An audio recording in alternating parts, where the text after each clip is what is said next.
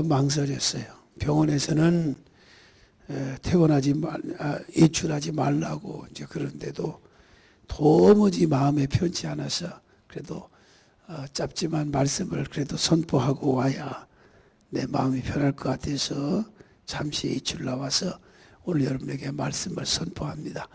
추운 날씨에도 하나님께서 함께 하시는 주님의 은혜가 임해서 한 사람도 아프지 않고 건강한 우리 믿음의 귀한 손길들이 다 되시기를 주의 이름으로 축원합니다. 오늘 본문에 보면 우로 좌로 치우치지 말라. 우리나라가 지금 좌파와 우파로 갈라져서 분쟁하고 있는 거 아실 거예요. 정치도 분쟁과 싸움이 있고 혼란하고 노사분기도 끊이지 않고 어림 속에 계속 있습니다. 앞으로 우리나라가 잘 사는 나라, 선진국가가 되기 위해서는 이런 곳에 분쟁에서 벗어나서 다 같이 단결해서 하나님의 말씀 중심으로 나갈 때에 희망 있고 잘 되는 그런 놀라운 역사가 임할 줄로 믿습니다. 이제는 나라와 민족을 위해서 교회가 앞장서서 하나님 앞에 기도해야 될 때가 오지 않았나 싶습니다. 이제 대선을 얼마 남지 않는데 이제 대선도 여러분들이 정말 기도해서 진정으로 이 나라가 평화롭고 안정되고 이 나라가 행복한, 그래서 온 백성들이 골고루 행복해질 수 있는 사람으로 이끌어갈 수 있는 리더자가 진정 하나님께서 허락해달라고 우리가 기도해야 될 줄로 믿습니다. 자, 그런데 세계적인 부자 미국의 록펠러라고 하는 사람이 이렇게 말을 했습니다. 훌륭하고 바르게 사는 것은 좌로나 우로나 치우치지 아니하고 살아가는 것이다 라고 말을 했습니다. 오늘 본문의 말씀도 그런 내용입니다.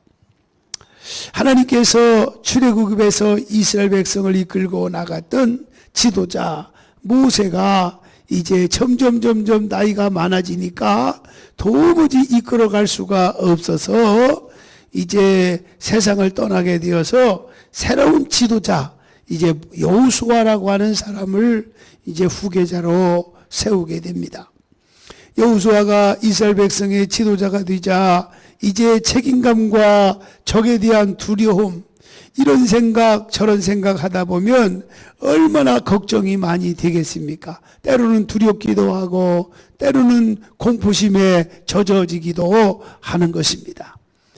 그런 여호수아에게 두렵고 떨리고 앞이 캄캄하고 어떻게 해야 이끌어갈지에 대한 책임감이 막중할 때에 하나님께서 말씀하셨습니다. 마음을 강하게 하고 담대히 하라. 그리고 말씀을 지켜 행하고 좌로 우로 치우치지 말아라. 그리하면 형통하게 될 것이다 라고 말씀하셨습니다. 오늘 이 말씀이 저와 여러분에게 주신 말씀으로 믿으시기를 바랍니다. 우리가 형통하기 위해서는 좌로나 우로나 치우치지 말아야 되는 것입니다. 흔들리지 말아야 돼요. 신앙생활이 흔들려서 안 됩니다. 기도생활이 흔들려서 안 됩니다. 하나님을 향한 그 사랑과 열정, 감격의 신앙이 흔들려서는 아니 된다, 그런 말입니다. 오늘 본문의 1장 7절에도 보세요. 오직 강하고 극히 담대하여 나의 종 모세가 내게 명령한 그 율법을 지켜 행하고 우로나 좌로나 치우치지 말라. 그리하면 어디로 가든지 형통케 하리니라고 말씀하고 있지 않습니까? 형통이란 말은 번창한다는 의미를 가지고 있습니다. 장대하게 되고 모든 일이 잘 되어지는 것을 형통이라고 합니다. 이렇게 형통하기 위해서는 좌로나 우로나 치우치지 말아라. 하나님은 모세를 통해서 여호수아에게 하신 말씀을 오늘날 우리에게도 똑같이 말씀하고 있는 줄로 믿습니다. 이사야 40장 4절에 보면 여호와를 의지하고 시편 40편 4절에 보면 여호와를 의지하고 교만한 자와 거짓에 치우치는 자를 돌아보지 아니하는 자 복이 있다. 여기서 좌는 거짓이고 우는 교만일 것입니다. 공산주의자들은 얼마나 거짓말을 많이 하는지 모릅니다. 국민을 잘 살게 해주겠다고 혁명했지만 뒤에서는 재산을 빼앗고 당 간부들만 잘 살게 되죠. 또 우파는 자본주의입니다. 민주주의는 교만하고 돈 좀 벌었다고 교만하고 다른 사람에 대해서 별로 관심도 안 갖습니다. 우리는 이런 것에서 벗어나서 하나님의 말씀으로 정의롭고 공평한 삶을 살아야 된다는 것입니다. 그럴 때에 하나님께서 우리를 도와주시고 하나님께서 우리 모두를 축복해 주실 줄로 믿으시기를 바랍니다. 사실 여러분, 지금 북경이나 상하이 등 또 중국에 가보면 놀랄 만큼 고층 빌딩 또 내지는 아파트들을 많이 지어가고 있습니다. 빌딩이 올라가고 경제가 활성화되고 생활 수준이 날로 좋아지고 있습니다. 막 식당들마다 사람들이 부쩍부쩍합니다. 왜 그렇습니까? 중국이 공산주의를 버리고 시장 경제와 민주 자유를 선택하게 돼서 발전하게 되었다 하는 것입니다.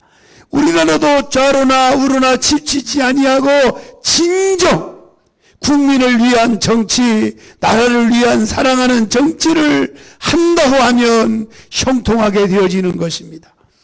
두 번째는 1장 8절에 보니까 뭐라겠어요? 이 율법책을 내 입에서 떠나지 말게 하며 주야로 그것을 묵상하여 그 안에 기록된 대로 다 지켜 행하라. 그리하면 내 길이 평탄하게 될 것이며 네가 형통하게 될 것이니라고 말씀하고 있습니다. 율법책을 다 지켜 행하라.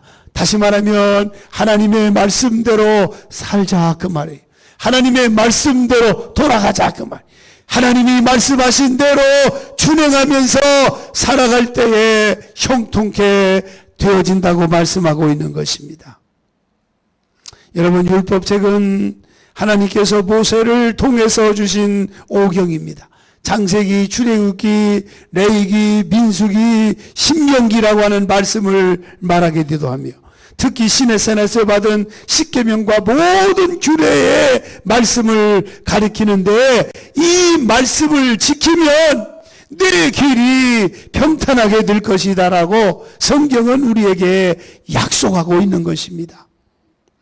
신명기 15장 4절로 5절 모세는 이스라엘 백성에게 네가 만일 내 하나님의 말씀만 듣고 내가 오늘 네게 내리는 그 명령을 지켜 행하면 네 하나님 여호와께서 네게 기업으로 주신 땅에서 네가 반드시 복을 받으리니 너희 중에 가난한 자가 없으리로다라고 성경이 말씀하고 있습니다. 하나님을 잘 믿는 나라, 하나님을 잘 공경하는 가정은 가난한 자가 없을 것이라고 성경을 말씀하고 있는 것입니다. 여호와를 경외하고 여호와를 의지하고 여호와를 바라보며 섬기는 나라, 민족은 부강해질 수밖에 없다고 하는 것입니다. 기독교국가는 가난하지 않습니다. 선진국가입니다. 하나님을 잘 믿으면 하나님께서 형통하게 되고 부자가 되게 하시고 가난도 물리쳐 주실 것입니다. 말씀대로 산다고 하는 자체가 그만큼 얼마나 중요한지 모릅니다. 우리는 하나님의 말씀대로 가까이 다가가야 됩니다. 하나님의 말씀대로 살아야 되는 것입니다. 그 길만이 우리가 사는 길인 줄로 믿습니다. 베드로가 밤이 새도록 수고를 했습니다. 자기의 경험과 지식과 탁월한 그 능력을 가지고 시도했습니다. 그런데 한 마리도 잡힌 것이 없었지만은 그러나 하나님의 말씀에 의지해서 하나님의 말씀을 붙잡고 그대로 순종했더니 그물이 찢어질 만큼 고기가 많이 잡히는 역사가 일어난 것을 보면 역시 하나님의 말씀대로 가까이 다가가고 그 말씀대로 준행하면서 살아가는 사람은 형통함을 받는다는 약속의 말씀이 그대로 이루어진 줄로 믿으시기를 바랍니다.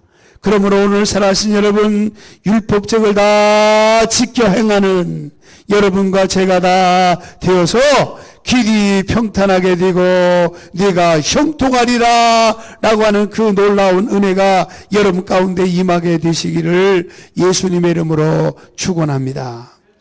독립운동가 김구라고 하는 선생님의 어머니는 교회에 아주 신앙 좋은 권사님이셨습니다. 어머니가 신앙이 좋으면 자식들도 훌륭하게 될 수밖에 없습니다.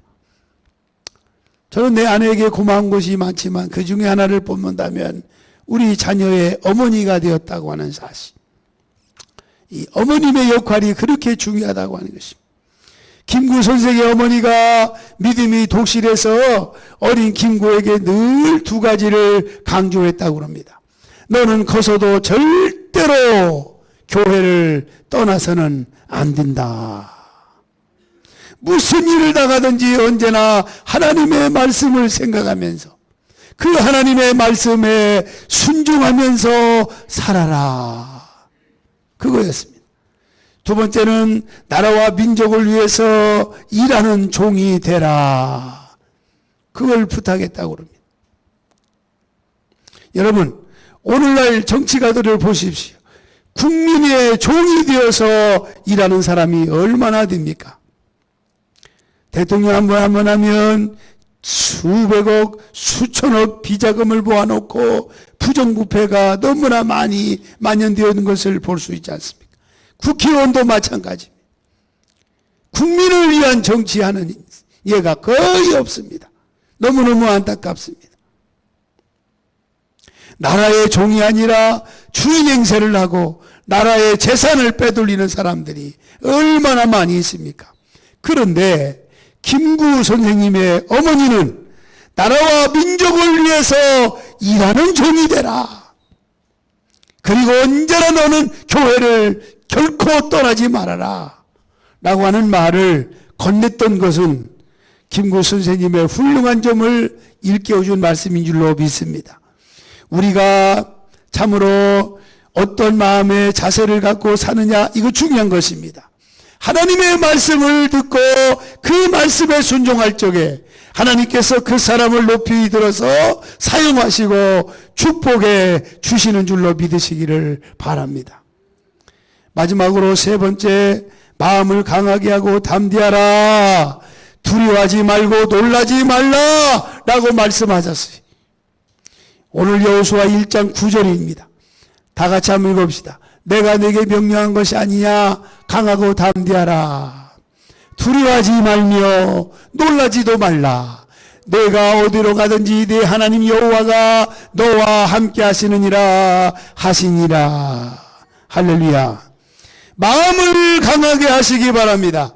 마음에 담대함이 있어야 하는데 마음이 약해서 걱정하고 근심하고 불안해하고 두려움과 공포 속에 쌓여서 마음이 병들어 버리면 육체도 병이 들고 마는 것입니다. 그래서 마음을 강하게 하라. 담대하라. 놀라지 말라. 두려워하지도 말라라고 말씀하고 있는 것입니다. 이제 오늘 여러분 모두는 마음을 항상 하나님의 말씀으로 채우시고 믿음을 가지시기를 주의 이름으로 축원합니다. 담대한 믿음으로 담대한 마음으로 승리하는 여러분 되시기를 바랍니다. 그리고 오늘 말씀에 강요한 것은 다른 거 없습니다. 좌르나 우르나 치우치지 않고 하나님과 함께하며 하나님의 말씀 중심으로 나갈 때 우리의 가정도 우리의 개인도 나라도 잘 되는 형통함의 축복을 받을 수가 있다고 하는 것입니다. 오늘 믿음과 희망을 갖고 살아가는 여러분 모두가 되시기를 예수님의 이름으로 축원합니다. 오늘 세 가지 다시 말씀드립니다. 좌르나 우르나 치우치지 말라. 두 번째는 율법책을 다 지켜 행하라. 그리고 세 번째는 마음을 강하게 하고 담대하라. 두려워하지 말고 놀라지 말라. 이 세 가지의 말씀을 꼭 기억하면서 오직 주님과 더불어 교통하면서 승리하는 여러분 모두가 되시기를 예수님의 이름으로 축원합니다. 기도하겠습니다.